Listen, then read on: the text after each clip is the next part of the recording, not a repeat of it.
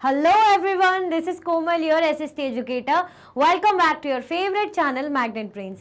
Magnet Brains आपको provide कराता है हाई क्वालिटी एजुकेशन, वो भी बिल्कुल फ्री ऑफ कॉस्ट, किंडरगार्टन से लेके क्लास 12 तक की सीबीएसई बोर्ड के कोर्सेज के साथ साथ आपको अदर स्टेट बोर्ड के भी कोर्सेज अवेलेबल है इन हिंदी मीडियम, जैसे कि UP board, Bihar board, Delhi board के कोर्सेज प्रॉपर सिस्टमैटिक वे में। कोई दिक्कत परेशानी आपको नहीं होगी। डेली प्रैक्टिस सेट्स के क्वेश्चंस भी मिलेंगे, प्रैक्टिस भी करते जाइएगा। ई बुक्स और ई नोट्स की लिंक आपको डिस्क्रिप्शन बॉक्स में अवेलेबल है, तो भटकने की बात नहीं बनती है। आज हम क्या करने वाले हैं, चैप्टर का क्विक रिविजन करेंगे।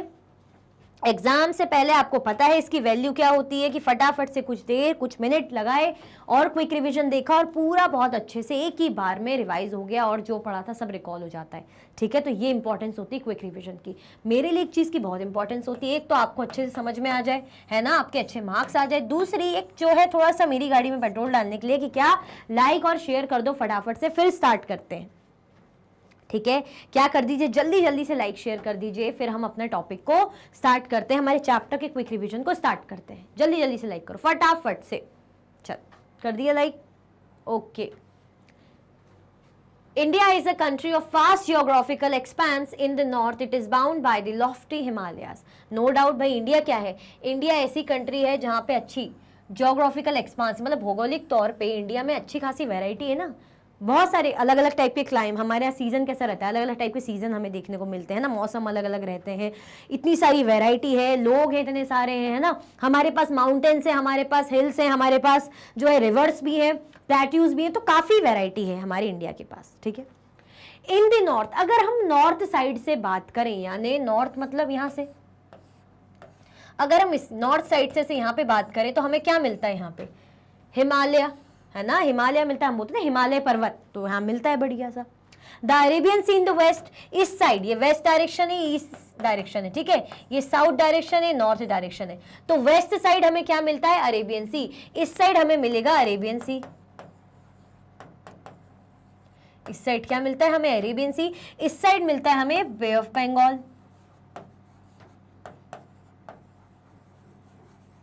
यहां पे क्या मिलता है हमें, इंडियन ओशन। ठीक है, यही बोल रहे हैं वो हमसे कि देखो नॉर्थ में हमें मिल गया क्या, नॉर्थ में बढ़िया सा हमें मिल गया हिमालय, नॉर्थ में हमें हिमालय मिल गया, वेस्ट साइड हमें अरेबियन सी मिलता है, east side Bay of Bengal और नॉर्थ साइड हमें इंडियन ओशन मिलता है। तो अच्छी खासी वैरायटी, ऊपर पहाड़ है, यहाँ पे बढ़िया समुद्र महासागर बढ़िया सा। ठीक है, चल।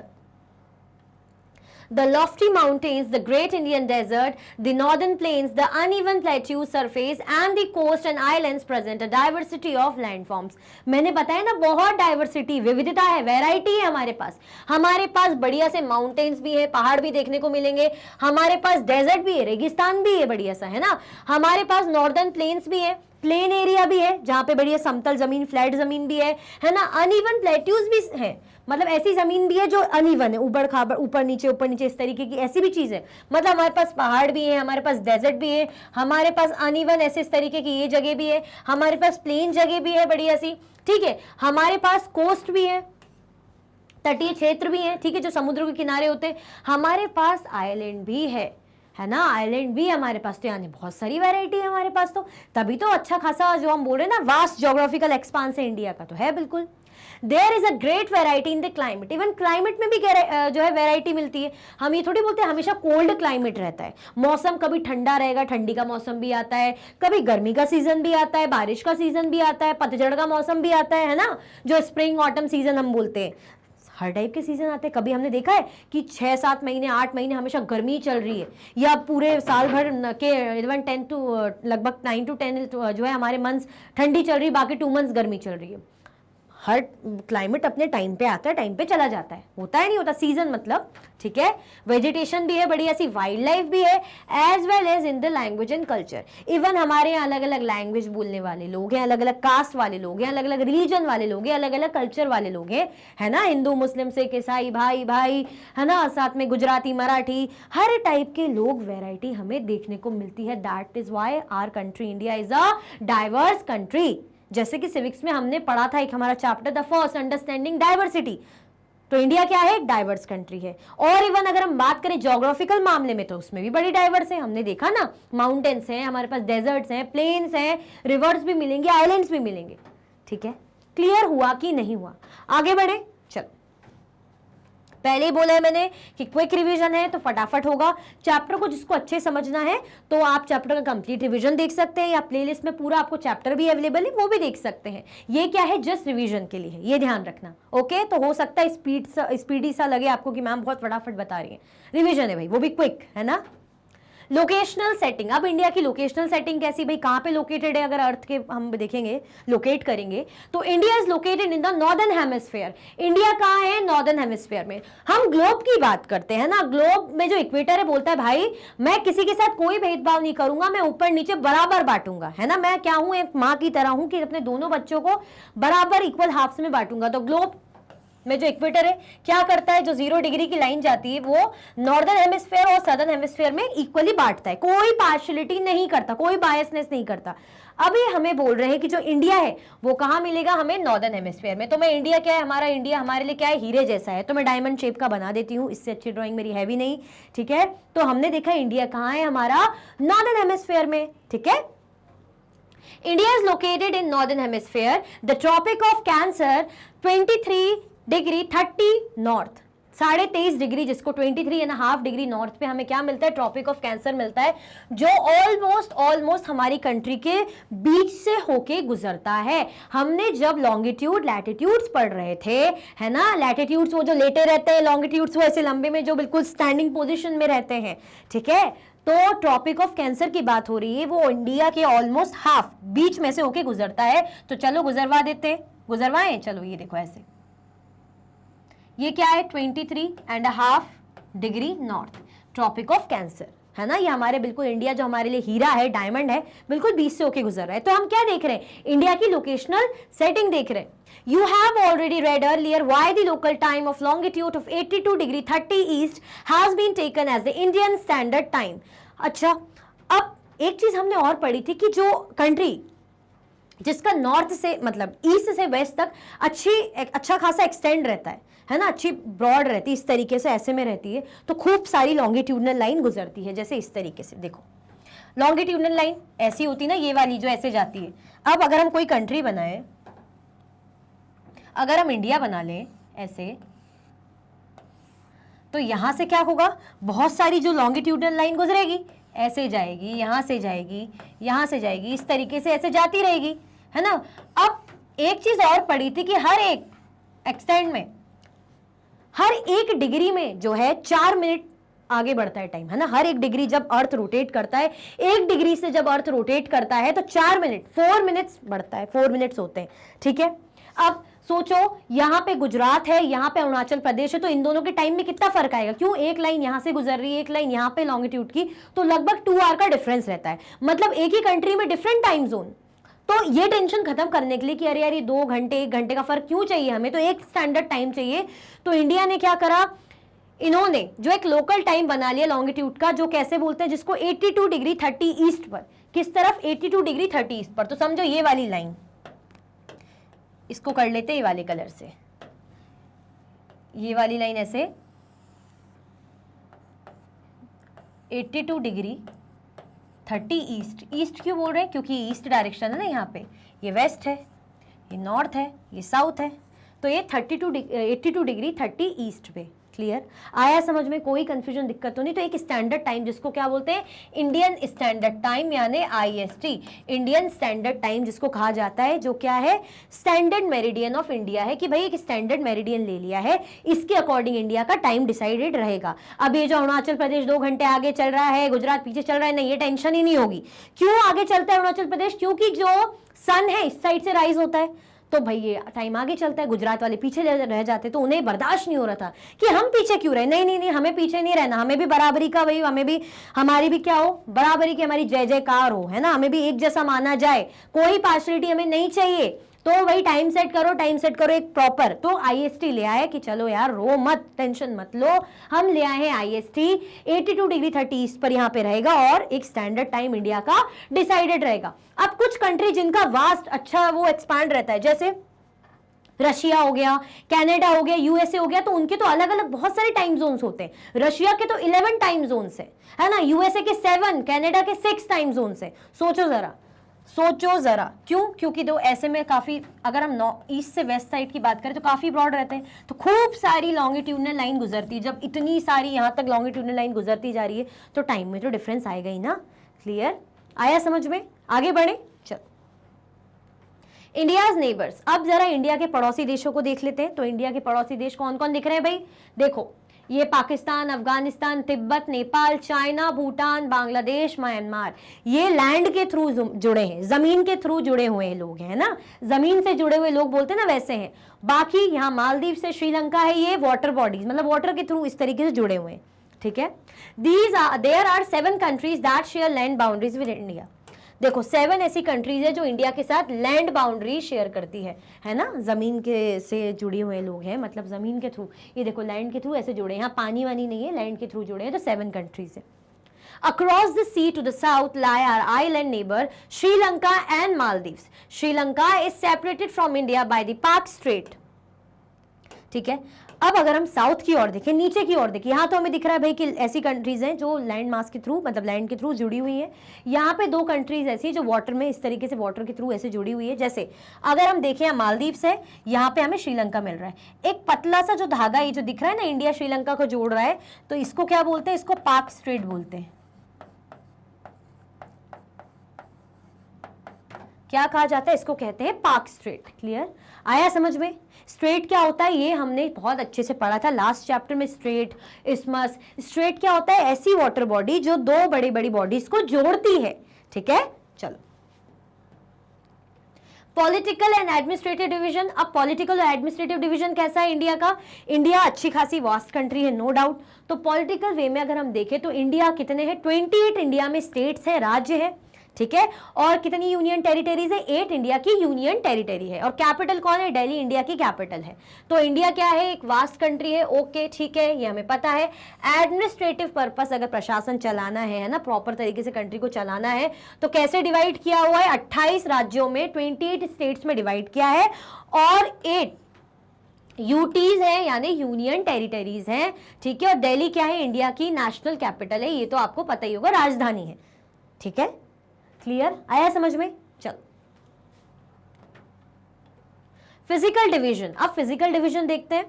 India is marked by a diversity of physical features such as mountains, plateaus, plains, coast and islands. Standing as sentinels in the north are the lofty snow cap mount Himalayas. हमें कह रहे हैं कि अगर इंडिया में देखा जाए, हमने ये बात करी थी ना, डिस्कस की थी कि इंडिया में डाइवर्सिटी, वैरायटी है। इंडिया में हमें पहाड़ भी देखने को मिल जाएंगे, प्लेट्यूज भी देखने को मिल जाएंगे, है ना, प्लेन्स भी देखने को मिलेंगे, कोस्ट एरिया भी देखने को मिलेंगे, और आइलैंड भी देखने को मिलेंगे। अब अगर हम बात करें नॉर्थ में, तो इंडिया को क्या करके रखा है भाई? हिमालय जो पर्वत है, बढ़िया सा उसकी बर्फ ने इंडिया को इस तरीके से घेर रखा है, क्योंकि हिमालय पर्वत है, वो तो हिमालय है ना। घर जैसे किसका घर? उसको तो अबोर्ड ऑफ स्नो बोलते हैं, जैसे वास जहाँ पे जो है स्नो रहती, खूब सारी स्नो जिसमें बसती है। The Himalayan mountains are divided into 3 main parallel ranges. The northernmost is the Great Himalaya और हिमाद्री। मतलब इस तरीके से पैरेलल रेंजेस हैं, ऐसे 1, 2, 3।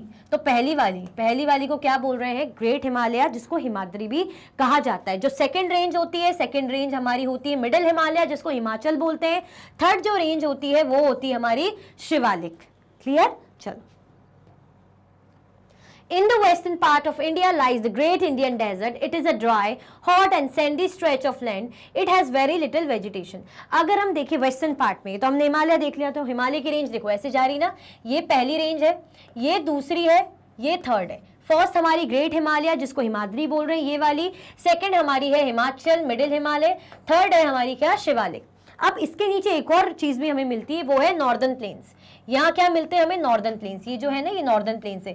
ये एरिया कैसे? बहुत ही बढ़िया एरिया रहता है, यहाँ पे खूब सारी पॉपुलेशन देखने को मिलती है। क्यों? क्योंकि जो गंगा, ब्रह्मपुत्र या इंडस की जो मिलके, ये लोग क्या करते हैं? एलुवियल सॉइल यहाँ पे डिपॉजिट करते हैं, तो काफी फर्टाइल सॉइल होती है कल्टीवेशन के लिए, खेती बाड़ी के लिए बहुत बढ़िया एरिया रहता है। ऊपर से फ्लैट एरिया, समतल जमीन, उबड़ खाबड़ या ऊपर नीचे ऐसा कुछ भी नहीं कि पहाड़ी एरिया या कुछ भी इस तरीके से अनइवन है, बढ़िया। तो काफी पॉपुलस एरिया है नॉर्दर्न प्लेन्स का। हमने देखा ग्रेट इंडियन डेजर्ट हमें वेस्ट साइड मिलता है, जी बिल्कुल सही बात है। कैसा रहता है ये? हॉट, गर्म, ड्राई, है ना। वेजिटेशन भी बहुत कम यहाँ देखने को मिलता है, मतलब पेड़ पौधे यहाँ पे देखने को आपको नहीं मिलेंगे ज्यादा।